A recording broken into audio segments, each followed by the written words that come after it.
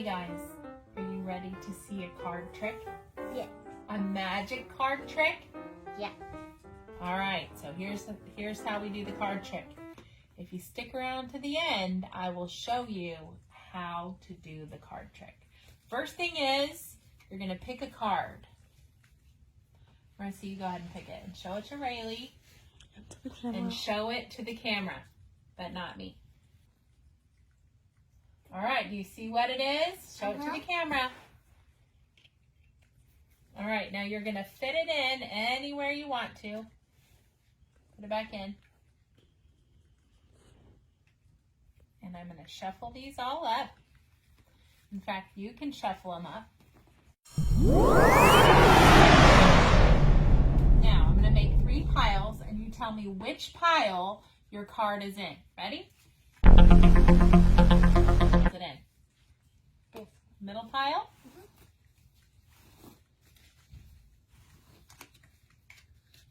Okay, again. Which pile is it in? This one. Middle again?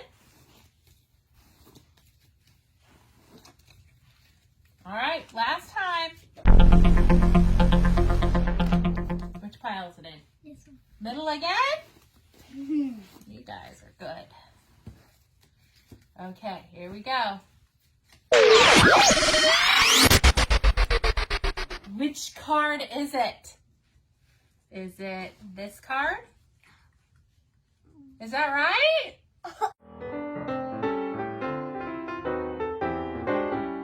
So there's something about magic tricks that makes us feel like something magical happened, right? It's almost like the same thing, like if someone predicts something and it comes true, then you think, wow, how did you do that? Same thing with a magic trick, right?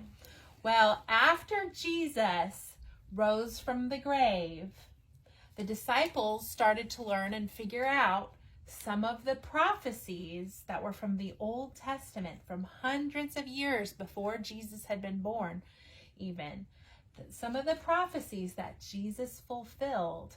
And they realized that whoever was going to be the Messiah was, like one of the prophecies was that he was going to be born in Bethlehem. Was Jesus born in Bethlehem? Yeah. One of the prophecies was that he would be born of a virgin. Was Jesus born of a virgin? Yes. Yes, and he couldn't have decided that. As a baby, you can't just figure that out for yourself. One of the prophecies talked about how Jesus would die and how he would be like a lamb taking on the sins of the world. And there were lots of prophecies. How amazing that would have been for the disciples to realize, oh, look, it's here in the Bible. It says that Jesus would suffer and die on his death. When it said that the Messiah would do that.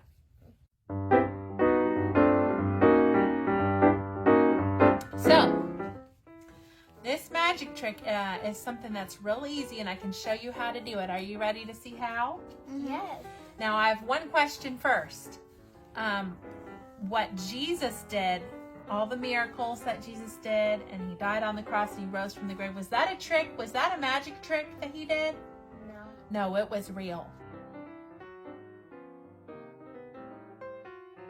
Whenever we do magic tricks or whatever, it's just a trick. And this trick is based on math.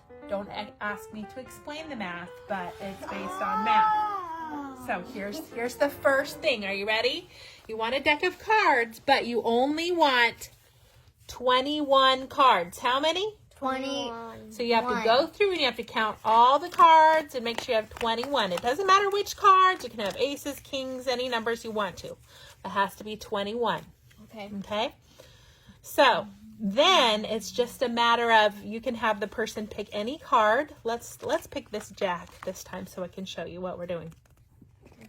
And you can have them put it anywhere in the deck. It doesn't matter where it is. Okay, so it's the Jack of Spades that we're looking for. We're going to count out 3 piles. You have to be careful that you always count carefully in the right spot. So you're going to count 3 piles and lay them across. Make sure you don't mess up your piles. And you're going to look, we're looking for the Jack of Spades. Jack of Spades. Okay, it's here. So whichever pile the person says, whichever pile it's in, you're going to put that pile, don't mess up the order of the cards, in the middle, the stack of the middle. So I'm going to put this pile on top and this pile on the bottom. And this is getting the card to the exact right spot. So we're going to do it again. And we're looking for that Jack of Spades. It's starting to get the Jack of Spades into the middle position. And don't worry, if it's not always in the middle, it won't always be in the middle. Which pile is it in this time, Rayleigh? Here it is right here. So we want this pile to go in the middle, right? So we have this one on top and this one on bottom. It doesn't matter which one's on top and which one's on bottom. And we do it one more time.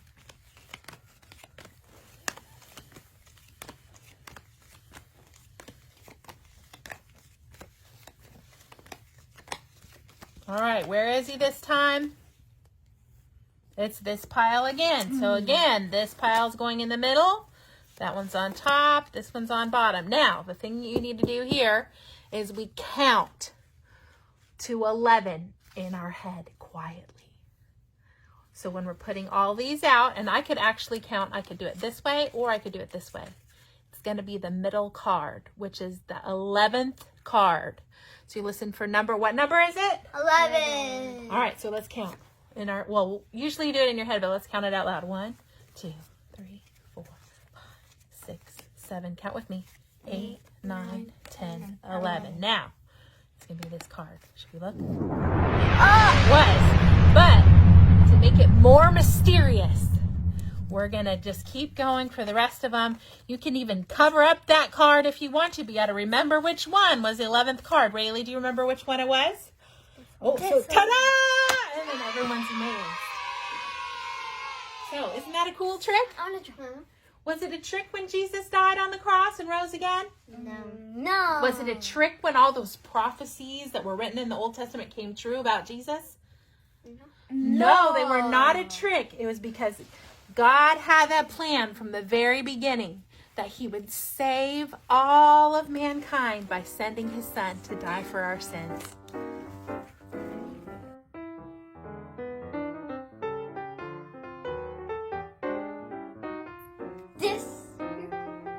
Yes, good job. Is this your card? Yes, good job. You guys can do it.